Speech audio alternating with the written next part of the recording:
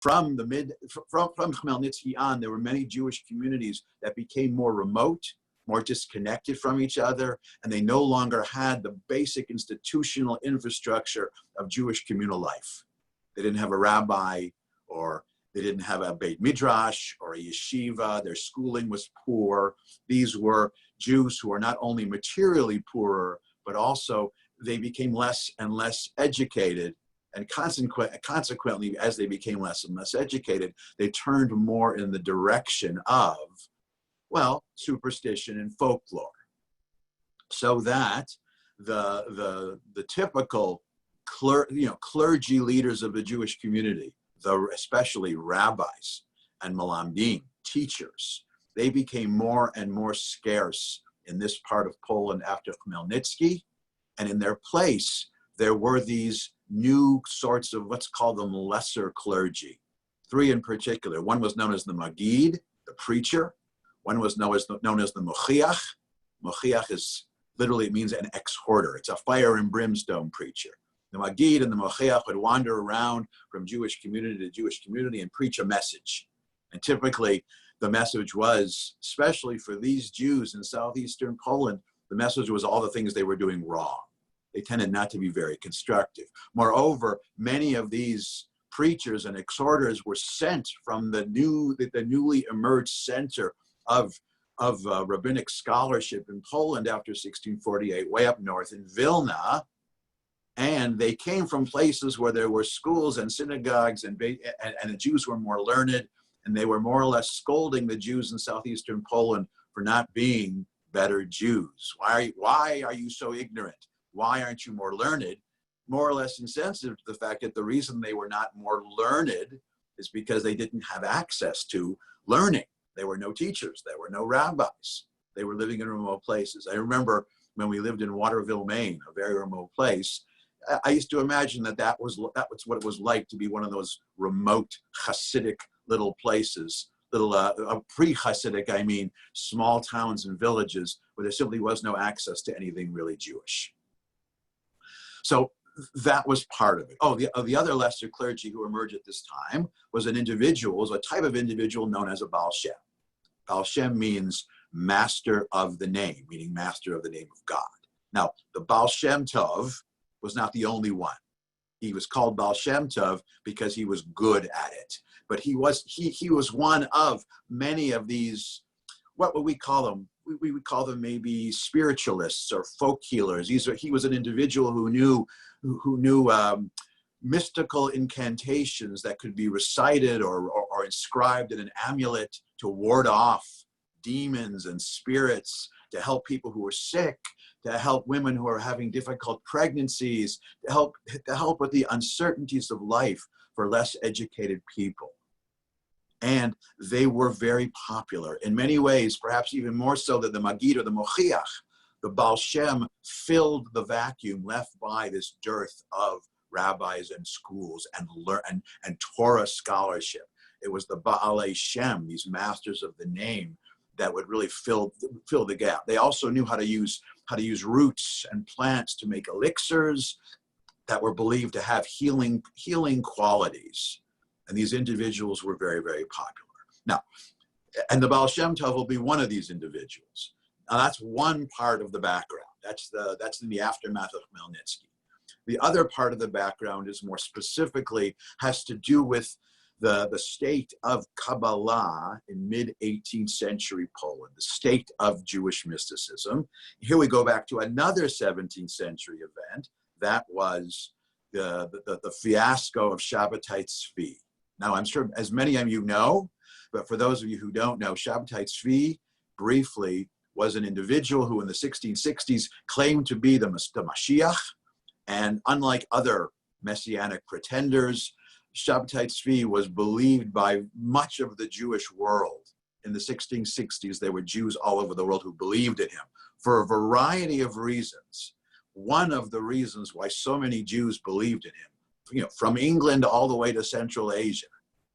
One of the reasons so many Jews believed in him was because just before, during the decades before Shabbatai Tzvi appeared as the Messiah, there was a new kind of Kabbalah, a new kind of Jewish mysticism that had emanated from the land of Israel, and particularly from Tzfat. And this was a new brand of Jewish mysticism fashioned by a Kabbalist in Tzfat named Isaac Luria, also known as the Ari. And what was novel about this kind of Jewish mysticism is whereas classical mysticism, classical Jewish mysticism, one of its aims was trying to spiritually trace back to the perfection of the Garden of Eden. It was trying to figure out a way to restore the perfection of creation, which had been undermined by a variety of events like the transgression of Adam and Eve, so the transgressive nature of the children of Israel. That was classical Kabbalah. The Kabbalah of Isaac Luria, known as Lurianic Kabbalah, was more forward-looking, emphasized the Messianic age, and in particular, how to hasten the arrival of the Messianic age. Now, long story short, Luria lived in the 1580s. From the 1580s through the 1660s, the notion is that this new Luriatic Kabbalah had been spread all over the Jewish diaspora, and Jews were more and more obsessed or preoccupied, not only with this notion of the Messiah arriving and Messianic redemption, but also with ways to hasten it. In particular, Luria developed a spiritual technique known as tikkun, this notion of ways to make the world perfect through meditation, through prayer, and it's the subject of a whole separate lecture. But this Lurianic Kabbalah became very pervasive. Now, in the aftermath, and that's why many Jews believed in Shabtai Tzvi, but the Shabtai Tzvi story, as many of you know, he turned out not to be the Messiah. He turned out to be a false Messiah. And, there was a moment where he converted to Islam, and most Jews who believed in him stopped believing in him. That's happened before. It turns out that we as Jews, we've had many false messiahs, but the history of Jewish messianism is really the history of Jewish false messianism, because the simple fact is we've never really accepted anyone as the Messiah. Maybe someday. Although we're very skeptical. In any case, most Jews stopped believing in Shabtai Tzvi, but there were small pockets of Jews who continued to believe that he was the Messiah even after he converted, and these became known as Sabbatians, believers in Shabtai Tzvi post-apostasy. Of course, the Sabbatians, they didn't call themselves Sabbatians, they called themselves Ma'aminim, believers. But for the conventional Jewish world, Sabbati, believing in Shabtai Tzvi after he converted to Islam, was a form of heresy.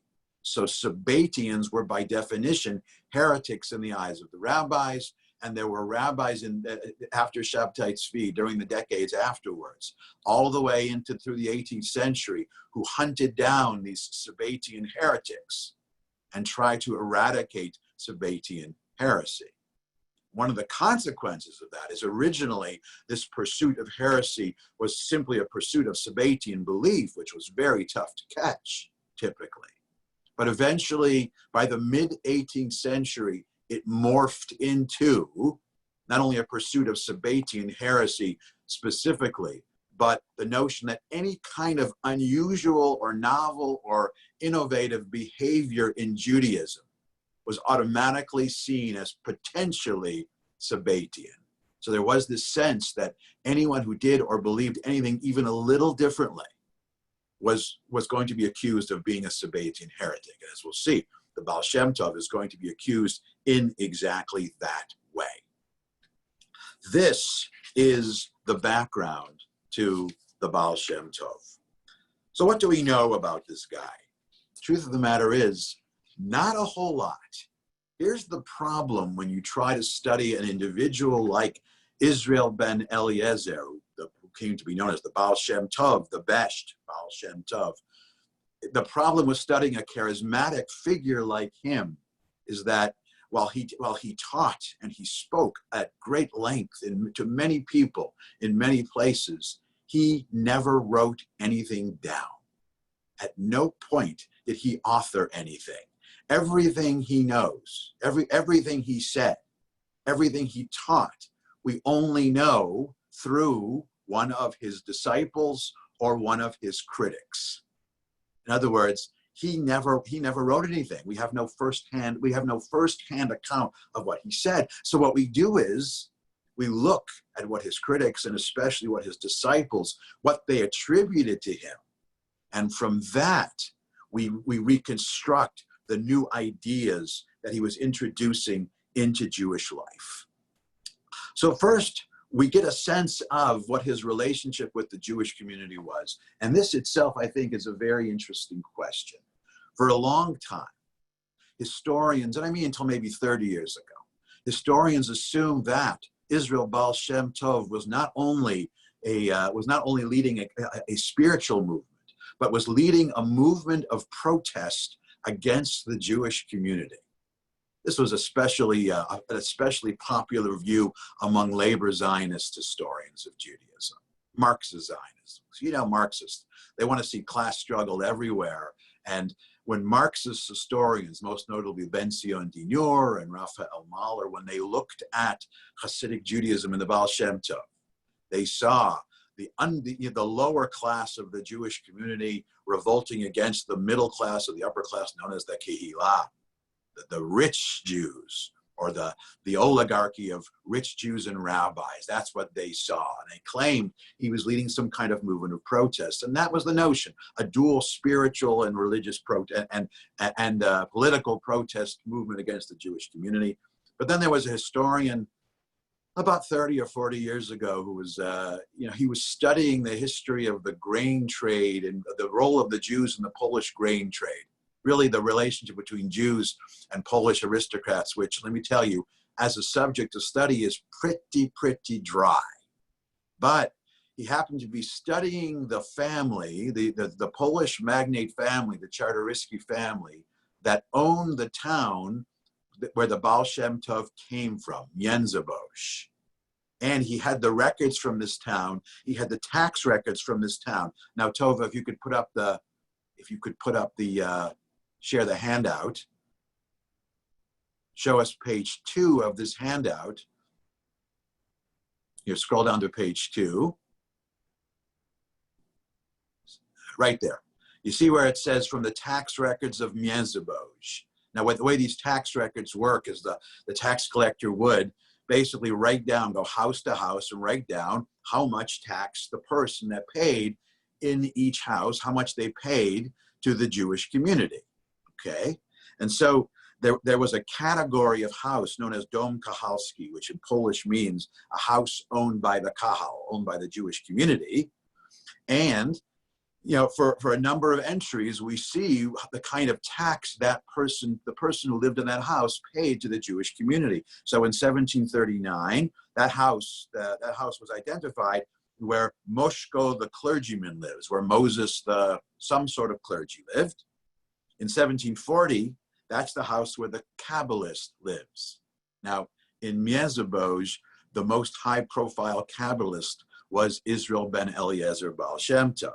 In 1742, it said, in that entry, it said the Baal Shem, who lives in the Kahal house. In other words, he's being more clearly identified. At 1758, again, Baal Shem. 1760, he's called Baal Shem Doctor. He's given an honorific. So we know that the Baal Shem, from this tax record, it would seem that the Baal Shem Tov, he lived in a house owned by the Jewish community. In other words, it makes really no sense to think that he was rebelling against the Jewish community if they're paying his taxes and giving him a free house. That's not usually how we describe a rebel or a renegade. So the nature of his movement was not political, it was spiritual though. But that's really our story here. His movement was spiritual. He was reacting to a crisis in the Jewish community that had emerged as a combination or as a consequence of Khmelnytsky and Shabtai Tzvi. In these communities, in these southeastern communities, there simply wasn't good Jewish learning going on. Jewish communal life had eroded in certain ways. Look at text number 1. Give a sense of the world or the problem that Hasidic Judaism and the Baal Shem Tov was responding to. Now this text comes from an autobiography of a Polish Jew whose name was Solomon Maimon. In fact, if you're looking at something very interesting to read, the autobiography of Solomon Maimon, who was an 18th century Polish Jew, is very interesting. It's subtitled "My Journey from Talmudic Darkness." This is the Polish Jew who grew up in the world of Polish Jews. He left and headed westward toward Berlin and became a disciple of Moses Mendelssohn and a Jewish philosopher and part of the Enlightenment movement. But an early part of his autobiography, he was someone who commented on the shortcomings of the traditional Jewish community. So here he describes the problems with Jewish education in one of these small, remote towns in southeastern Poland. Let me read a little bit. This is text number 1. I must now say something of the condition of Jewish schools in general.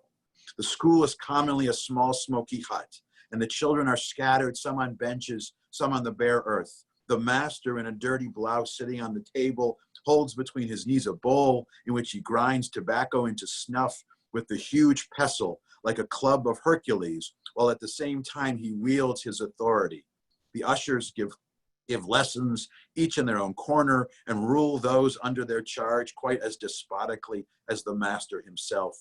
Of the breakfast, lunch, and other food sent to the school for the children, these gentlemen keep the largest share for themselves. Sometimes even the poor youngsters get nothing at all. Yet they dare not make any complaint on the subject if they will not expose themselves to the vengeance of these tyrants. Here the children are imprisoned from morning to night and have not an hour to themselves except on Friday and a half holiday at the new moon. In other words, this is the Hebrew school from hell. This is the cheder from hell, according to Solomon Maimon. Something needed to change. And this also helps us understand this dearth of learning, of Talmudic study. That was the heart of the problem here. Jews didn't have access to it. And because the study of text for so long and in so many places had really been the main source of meaning in Judaism, these Jews were without it. And they needed something else, and the Baal Shem Tov was the one who provided it. Now, before I tell you what he began to teach, his new message, his renegade message, let me first emphasize that at no point, nothing I'm about to say suggests that the Baal Shem Tov was challenging the basic structures and the basic beliefs or practices of traditional Judaism. This is not Reform Judaism. That's a different story. Really, what he's doing instead is reordering the priorities of traditional Judaism. Because in traditional Judaism, priority number 1 in Jewish communal life was the study of Torah. Talmud Torah Keneged Kulam. The study of Torah is worth everything else, is all important. Prayer was number 2. Essentially, what the message that the Baal Shem Tov began to preach was he put prayer, tefillah, number 1, and demoted the study of Torah to number 2. That's a significant change, but he didn't say anything. You had to keep kosher and Shabbat and holidays, and there was nothing about being Jewish that was going to be abandoned, in other words. Okay? Now, he pieced this new approach to being an observant Jew from his own study of both rabbinic texts and the study of Kabbalah. One of the stories told about him was that he would sneak into the Beit Midrash. As a young man, he would sneak in at night and study these Kabbalistic texts. Now, these Kabbalistic texts were highly esoteric texts. Most people weren't supposed to look at them. But this is the beginning of these new teachings, or a beginning of a movement that came to be known as Hasidic Judaism. Now, let me pause here and say a word about the word Hasid and what we mean here by Hasidic. Now, the word Hasid, well, it's related to the Hebrew word chesed. And probably the best way to translate the word chesed is grace. But I think that term has been co-opted by another religion. And so let's call chesed piety. And a Hasid is a pietist, someone who goes above and beyond the minimum requirements to be a pious and observant Jew. What do I mean by minimum requirements? For example, there's a minimum requirement to pray 3 times a day. So a Hasid, in addition to the regular 3 prayer services, will add special prayers at other points in the night. Midnight vigils, the recitations of Psalms, praying at dawn, going beyond the minimum. Now, this new Hasidic movement, the Hasidic movement of the Baal Shem Tov, was not the first Hasidic movement in Judaism. There were Hasidic Jews at the time of the Maccabees. They're most known for refusing to fight with the Maccabees on Shabbat and being killed. There were the Hasidei Ashkenaz, the pietists of Ashkenaz in the 12th century, who also had a particular pietistic approach to being Jewish. But what was different here is that whereas previous Hasidic movements in Judaism had a kind of ascetic quality to them. They emphasized deprivation of pleasure and intense focus and the difficulty of being Jewish. The Hasidic Judaism of the Baal Shem Tov emphasized joy and celebration and revelry. Now, the Baal Shem Tov drew ideas mainly from Kabbalistic tradition to fashion this new approach to being Jewish called Hasidic Judaism. 3 concepts in particular were really the pillars or the linchpin of this new movement. If you look on the first page of the handout, Tova, if you can go back up to the first page, where you see glossary, I laid down a couple of terms here for you. Right in the middle of that list, we have the 3 basic concepts that the Baal Shem Tov didn't invent, but in some ways he instilled a new understanding where first, Dveikut. Dveikut literally means to cleave to God. Again, if we really wanted to translate it accurately, we'd say communion with God, but another concept that's been co-opted by another religion. So let's call Dveikut clinging to God. Dveikut means whatever you do as a Jew, you get as close to God as possible. The next being is hitlahavut. Hitlahavut, well, the root word of hitlahavut is the Hebrew word lahav, which means flame. And hitlahavut is a reflexive, which means literally to inflame oneself. In modern Hebrew, hitlahavut means enthusiasm, but here we would translate it as ecstasy. In other words, using the practice of Judaism and especially prayer to whip yourself into an ecstatic state. And third, there's hitbonenut, which means contemplation, which means don't observe commandments by rote. Really concentrate and contemplate what you're doing in order to live a full life as a Jew. Now, the main message of the Baal Shem Tov, and the message that would eventually get him into a bit of trouble, was this notion that the most important thing for a Jew to do is to pray properly.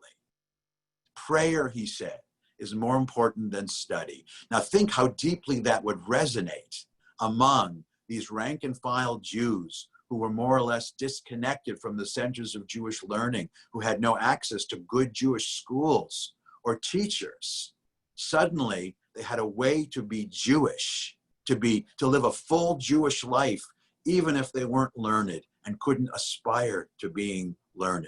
Moreover, the Baal Shem Tov taught that it's not the words of the prayers that are the most important, but the melody and the intent with which they are recited. So for many Jews who could probably read the prayer book more or less, but didn't understand the meaning of any of these words, or very few, suddenly it didn't matter.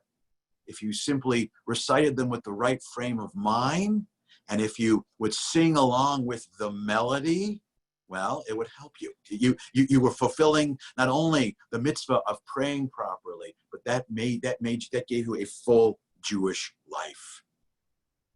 But the group that was rankled by this new approach and this new emphasis were those who were in charge of learning, meaning the rabbis, because they came to see the Baal Shem Tov's approach as, well, somewhat potentially dangerous. Now, let me give you a couple of examples of how he came to be seen as a potentially threatening individual. If we could scroll down to page 3 on our handout. to text number 3.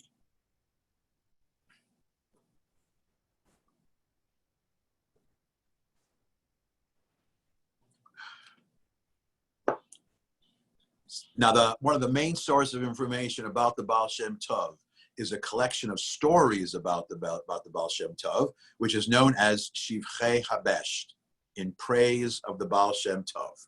Now, even from the title, I think it's obvious that these were stories that were written by his disciples and his disciples' disciples, his followers. And these are not stories that are trying to be in any way objective. This is a category called hagiography. This is praise. So, you know, historically, we take it a little bit with a grain of salt, but it gives us a sense, the very least, of what Hasidic Jews believed about Israel Baal Shem Tov, and also the things that his eventual critics were hearing about him. So look at text number 3. Here's an example of a story about the Baal Shem Tov. And we can ask why this would be seen as, a story like this would raise red flags among the leaders of the Jewish community. Text number 3. On one Yom Kippur Eve, the Besh perceived a serious charge brought against the Jews that the oral Torah would no longer be theirs. He greatly grieved the whole Yom Kippur Eve. Toward evening, when everyone came to town to receive his blessing, he blessed only 1 or 2 and said, I can do no more. He was very angry with the rabbis and said it was because of them. In other words, this problem, since they had invented lies of their own and wrote false introductions, meaning false introductions to sacred texts. After Kol Nidre, he said the charge had become more severe. He said, you and I will go to the palace of the Messiah. Perhaps there will be some help there. With a great outcry, we went to the palace of the Messiah. When our righteous Mashiach saw us from afar, he said, don't shout. He gave us 2 holy letters of the alphabet. The decree was canceled, and nothing remained of it but an impression of the decree. In other words, the Baal Shem Tov was able to mystically infer that God was angry with the Jews, and the reason was because of the misbehavior of the rabbis, and it was Shabtai Tzvi who had access to the Mashiach, who was able to rectify this situation. It's a pretty significant criticism of what he believed the rabbis were doing wrong. In other words, the rabbis, with their hardcore or limited or narrow emphasis on the study of text and applying the study of text to meticulous, rigid observance of law, of halakha, a little bit they had lost sight of the bit larger spiritual picture. Now, in addition to those 3 concepts, devekut, hitlahavut, hitbonenut, another concept that emanated out of the Hasidic teachings of the Baal Shem Tov was the notion of the tzaddik, the tzaddik. Now, tzaddik in Hebrew literally means righteous man. And this was an epithet or a status that would be reserved only for the leaders of the Hasidic movement. So at the time of the Besht, he was the only tzaddik. Now, something very interesting here is that in the Hasidic way of thinking, the terms Hasid and tzaddik were, in a way, they were inverted. Because before Hasidic Judaism, tzaddik, a righteous person, was more or less a generic term for any Jew who lived a proper life. And a Hasid, a pietist, that epithet was reserved only for that small minority of Jews who were living this distinctly pietistic life. But in the Hasidic world, the Hasid became the term for any Jew who embraced the teachings of the Baal Shem Tov. Hasid came to refer to rank and file Jews who had embraced these new ideas and this approach, and tzaddik was reserved. So each one went from being the generic to the unique or the distinct, the other from the distinct to the generic. Now, what was this notion of the tzaddik in Hasidic Judaism? Well, the notion was that the Baal Shem Tov and subsequent tzaddikim, they had unusual gifts and abilities. They had the ability to see beyond this realm into the realm of heaven, as the story we just read illustrates. They had they had an ability to communicate with and hear the word of God more directly. Now, they weren't suggesting that the tzaddik was superhuman. They weren't suggesting that these individuals were prophets, as in the biblical prophets, but simply through their own piety and spirituality, they had access to knowledge. They could intuit and sense things that others simply could not. And the Baal Shem Tov began to preach a message that those who embraced Hasidic Judaism were leading a Jewish life that was more superior, that was more complete. Let me give you an example of that, of this notion that if you weren't a Hasidic Jew, even if you lived a life of observance and piety, you were somehow coming up short. Let's look at text number 4. This is a story in Shivchei HaBesht called The Besht and the Frog. Let me read a bit of this story. This is actually an excerpt. Once the rabbi, meaning the Baal Shem Tov, entered into deep meditation. While engrossed in his thoughts, there appeared before him a frog that was so large he could not tell what kind of creature it was. He asked the frog, "Who are you?" And the frog replied that he was a scholar who had been reincarnated as a frog. The frog told him that it had been 500 years since he had been transformed into a frog, and although Rabbi Ha'ari, Isaac Luria, God bless his memory, had redeemed all souls, because of the severity of his crimes, he had been expelled to a place without people, so no one could redeem him. The Besht asked him, and here's the point of the story, "What was your crime?"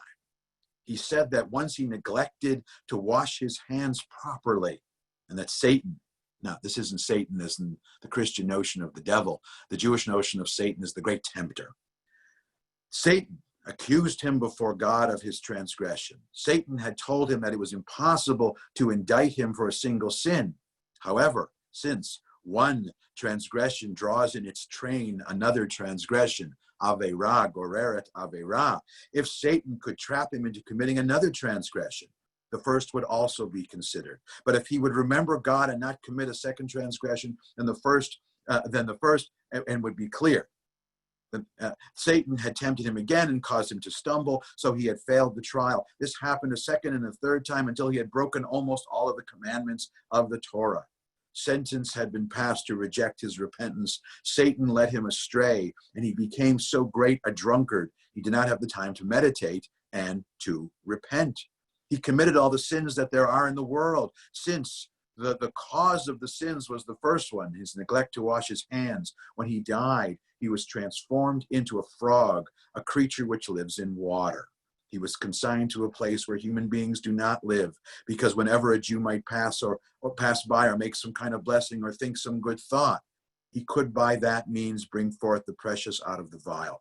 The Besht, here's the punchline, redeemed his soul and elevated, and the body of the frog lay dead. In other words, the Besht liberated his soul from what had been trapped in the body of the frog.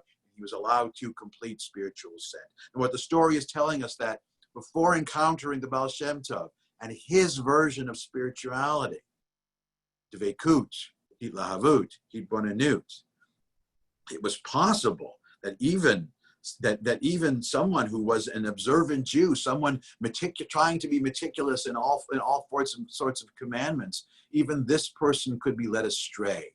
In other words, in this story, the Baal Shem Tov is identifying a vulnerability that Jews who are not Hasidic Jews have, even observant and learned Jews, because they're so bogged down in learning and observance, they might miss that they're vulnerable to be tempted and be led astray. Now, that was a story that was told to fortify the beliefs of the Baal Shem Tov's followers. But implicitly, it's also a critique, it's a criticism of those who didn't become Hasidic Jews. Now, as you might imagine,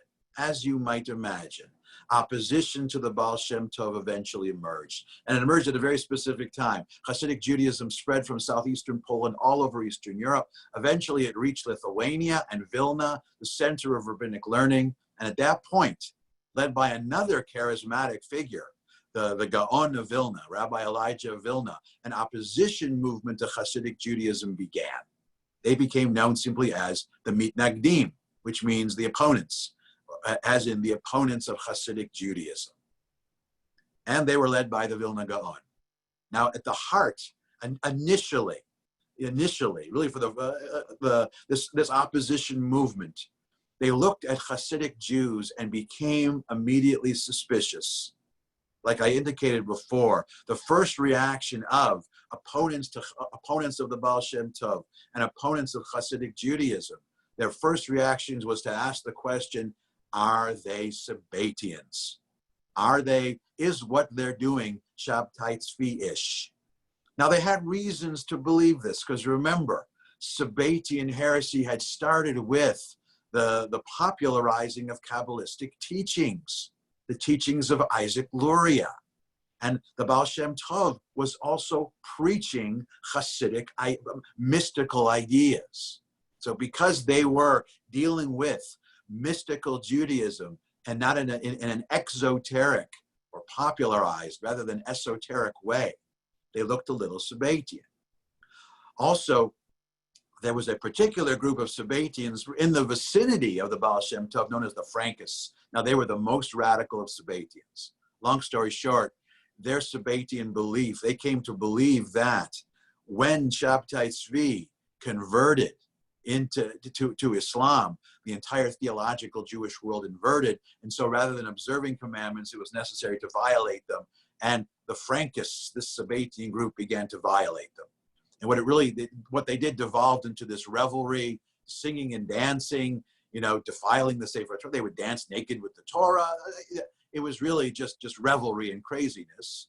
But remember, when the Besh and his followers were praying, they were praying in an ecstatic fashion. They would jump up into the air and spin around and sing and dance. For the untrained outsider, and especially for the critics of Hasidic Judaism and the Baal Shem Tov, what was going on looked kind of Frankist. It looked Sabbatian.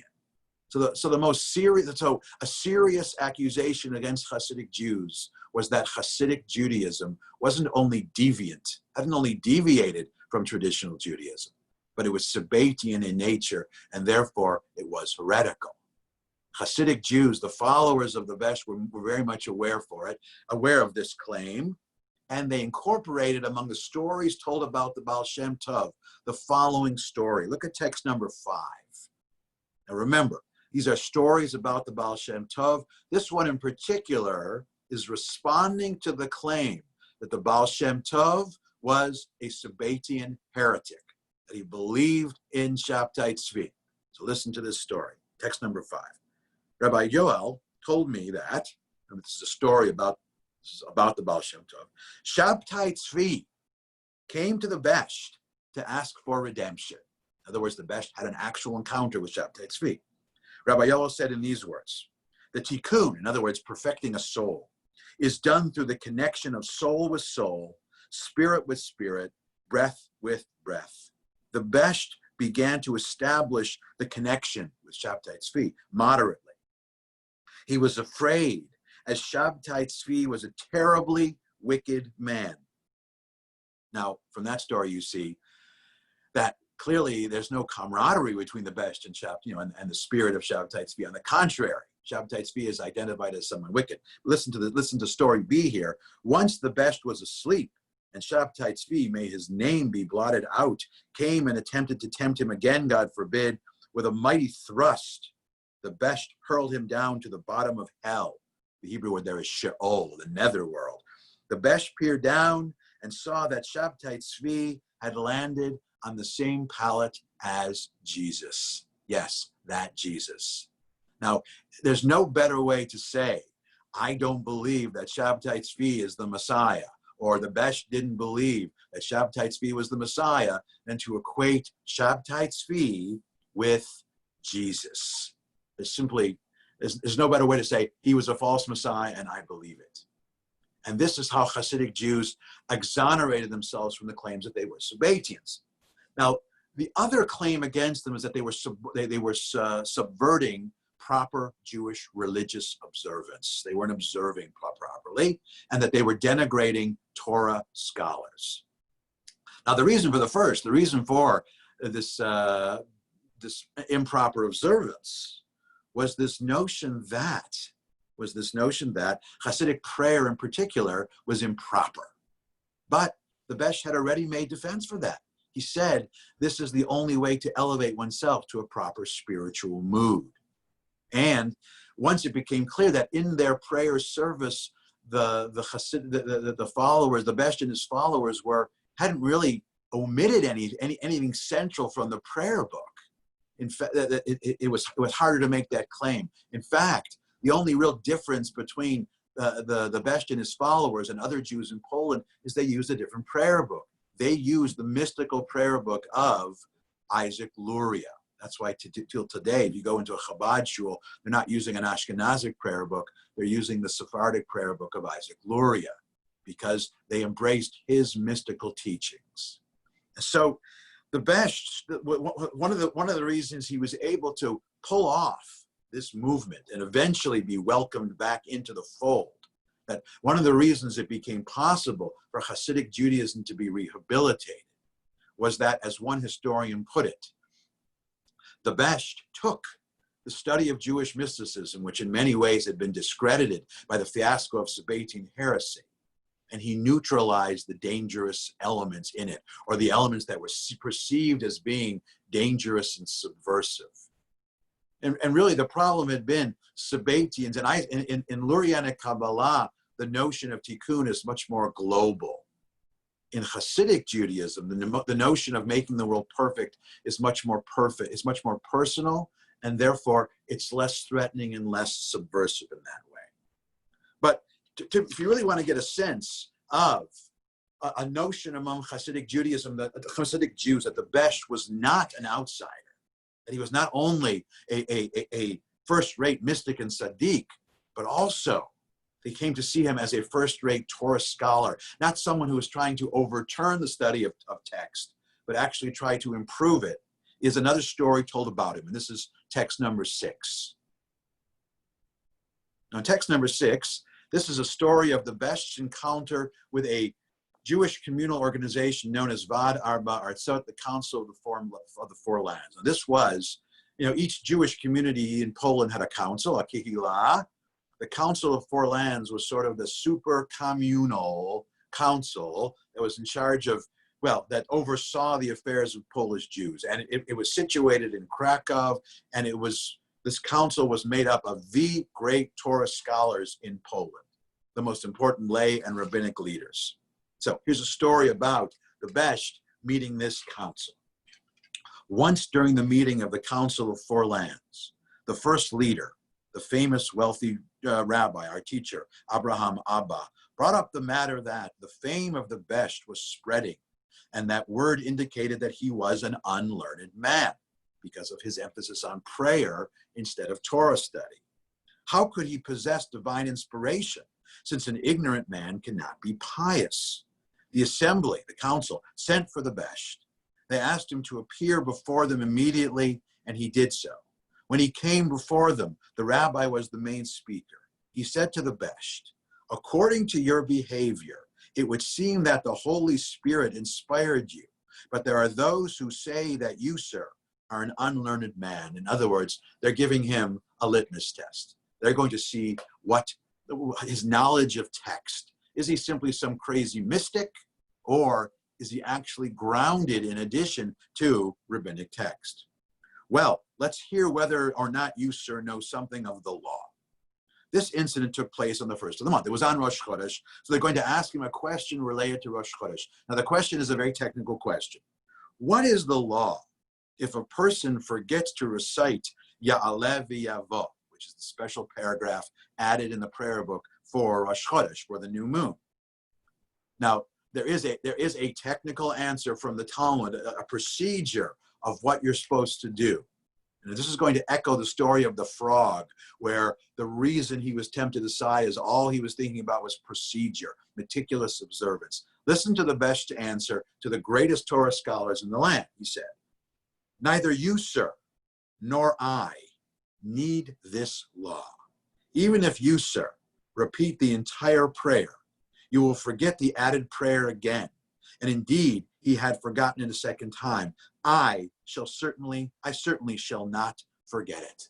This is a very bold answer. What he's saying is, the point is not to figure out the procedure in case you make a mistake, the Baal Shem Tov said. It's not to dwell on meticulous mistakes. The point is to try to bring yourself to a level of spirituality and awareness that you no longer make mistakes like this. And you can see that this story, in the frog story, it's forgetting to wash your hands properly. Here, it's forgetting to recite one prayer, one part of one prayer properly. And the best is saying, you Torah scholars, the purpose of studying Torah is not to get bogged down in meticulousness and minutia, but rather as a vehicle towards some kind of greater spiritual fulfillment. And so a story like this tells us why the Besh was able to attract not only rank and file, unlearned, less learned Jews who flocked to him in droves, but eventually even great Torah scholars came to join him as well. Now, the mainstreaming of his ideas and the way that his ideas were really be able to begin to have a real impact it really wasn't him who did it. It was one of his disciples. Well, really two of his disciples. One was Dovber the Maggid of Mezrich, his main disciple, who institutionalized the position of the tzaddik. But the other one, and one who was enormously important for mainstreaming the ideas of the Besh, was Shneir Zalman of Liadi, who was the first Lubavitcher Rebbe.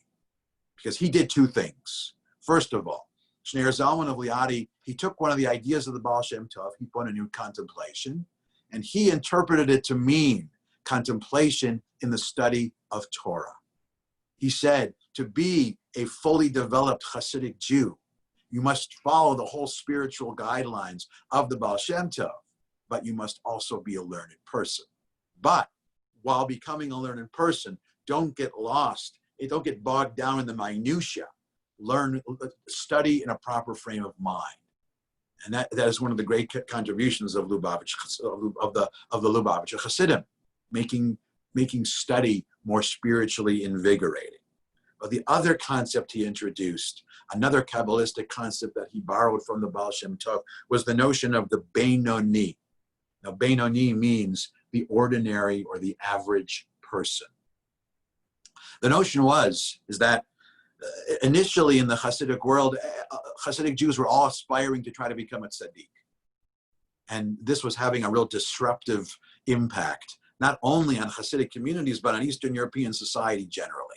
Because the Baal Shem Tov and then his disciples, they were charismatic leaders and spiritual figures. What was happening is that men from all over Eastern Europe were wanting to spend extended periods of time at the table of the Rebbe, at the Rebbe's Tish. They wanted to sit with him and learn from him and sing with him. And essentially, they were abandoning their families for months at a time. Now, this is a different story, but it meant that the wife, the Jewish wife in Eastern Europe, not only had to take care of the house and raise the children, but also had to be a breadwinner, had to be the breadwinner, because the Hasidic husbands were simply sitting with the Rebbe all the time. This was something very, very disruptive. And what Shneir Zalman of Liadi said is, not every Hasidic Jew has to aspire to be a tzaddik. Be the best Hasidic person you can be, so to speak, if you want to sort of borrow late 20th century parlance. Be the best you can be, but you can be a fully formed Hasidic Jew and still have a job, still help take care of your family. That's the Beinoni. You don't have to, not everyone has the capability or is going to rise to the level of the tzaddik.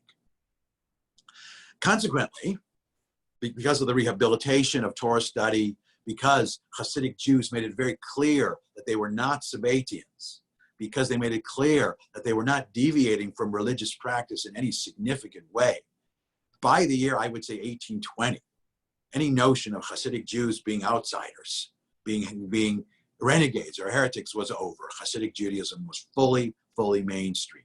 And from that point on, its impact in Jewish life would continue. Hasidic Judaism spread all over Eastern Europe, and really is very much part of the fabric of Eastern European Jewish life.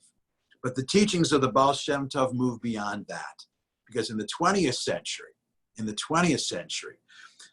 really from the 19 teens on, there were young Jews across Europe who grew up basically what we would say in more or less assimilated homes, and their path to rediscovering a sense of Jewishness was to discover the mystical teachings of the Baal Shem Tov and Hasidic Judaism.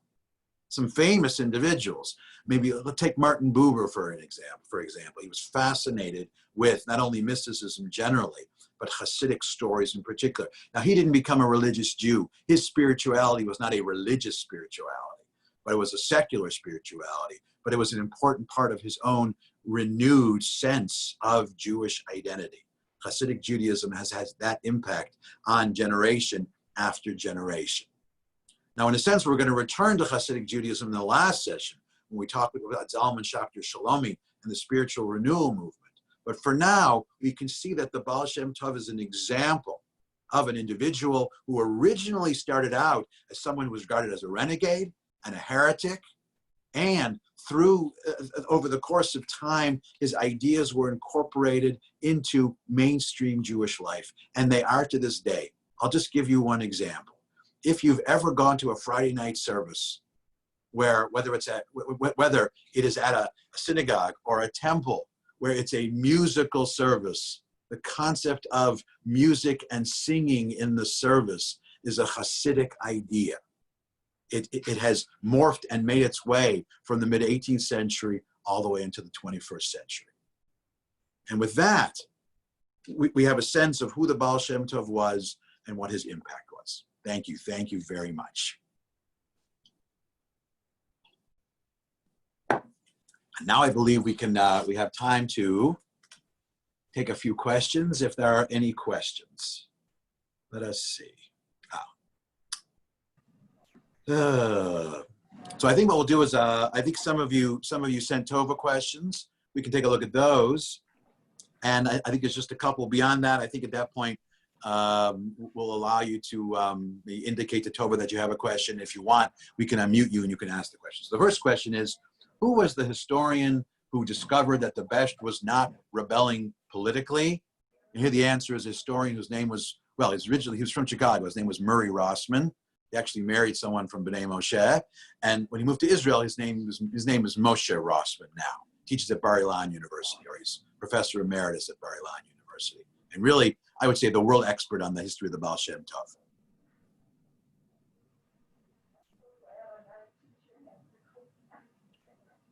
Can I just vocally let you know what the question is, Howie? Because people are messaging them to me right now. Oh, yeah. Go ahead. Tova, why don't you read some more questions? Yes, he married Lynn Reed. That's right. What did learning in Vilna look like for the Hasidim? Well, remember, the Hasidim were everywhere except Vilna. So so Vilna was mitnaged. It was opposition territory. But everywhere else, initially, learning was something very limited. Learning meant listening to the stories of the Baal Shem Tov or one of his disciples, or a preacher who was Hasidic at first. Within a couple of generations, certainly by the time we get to, let's say, 1820, Hasidic learning was virtually indistinguishable from non-Hasidic learning. Cheder, Talmud Torah, Yeshiva. Now, I said virtually indistinguishable. You would study the basic texts. You would study the rabbinic texts, but you would also, in addition, you would study the teachings of the Baal Shem Tov. That became part of the curriculum. You would tell the stories of the Baal Shem Tov. And then you would study, if you got far enough, you would study the teachings of other Hasidic masters. And for example, the main text written by Shneir Zalman of Liadi, known as the Tanya, that became part of the curriculum. But much of that school curriculum eventually became very similar.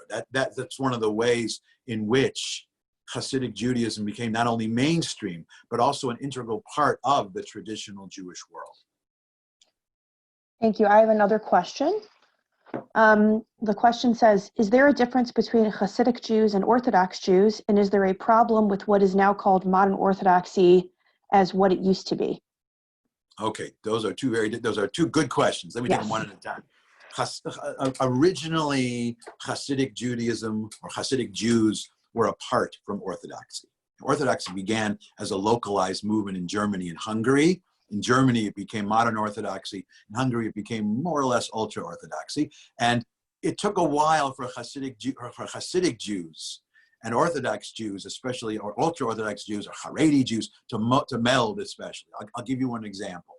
In Hungary, that's the example I know, in 1870, Hungarian Jews were given a choice between three movements in Judaism, official choices by the state: Orthodox, Neolog, which was more progressive, and a centrist movement called Status Quo. And in 1870, most Hasidic Jews in Hungary did not choose to affiliate with Orthodoxy, but rather with Status Quo. They didn't want to choose between Orthodox and Neolog, so they chose option 3. They saw themselves as distinct. But by the 20th century, non-Hasidic, or Orthodoxy, especially Orthodoxy and Hasidic Judaism, had almost fully merged. And the difference between Hasidic and Haredi, that difference was blurred. But the terms we have today, we refer to Jews who are more Hasidic in nature as Hasidish Jews. Non-Hasidic Orthodox Jews we called Yeshivish Jews, because their focus is more on Torah study, and they venerate the scholars of the yeshiva more than the tzaddikim of the Hasidim. Now, as to the other question, modern Orthodoxy, long story short, modern Orthodoxy was seen as Haredi Jews and ultra-Orthodox Jews. Modern Orthodox Jews were the worst. They were seen as the biggest heretics. Hirsch, the founder of modern Orthodoxy, was really villainized by ultra-Orthodox Jews, and Hasidic Jews joined that bandwagon. They came to see modern Orthodox Jews not only as the most dangerous of Jews, because they were leading observant Jews aside with this apparently acceptable mixture between the modern and the Orthodox.